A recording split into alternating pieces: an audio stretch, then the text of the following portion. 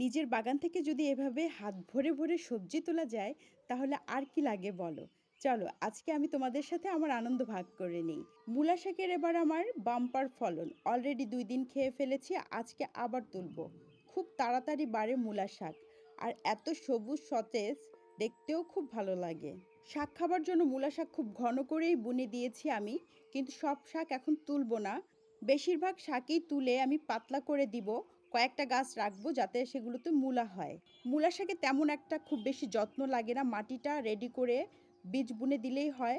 আর সবচেয়ে মজার ব্যাপার হলো মূলা শাকে পোকামাকড়ের উপদ্রব একেবারেই হয় না বললেই চলে। কোনো রকম রাসায়নিক সার ছাড়াই এত সুন্দর ফলন, অনেকগুলো হয়েছে কিন্তু। আর এদিকে এই যে এক দুন্দুল পেড়ে নিচ্ছি। আমি একজন ছোট বাগানের ছোট মালিক, কিন্তু আমার আনন্দ কিন্তু ছোট না, অনেক বড়। কেমন লাগলো আজকের ভিডিও তোমাদের? কমেন্ট করে জানাও।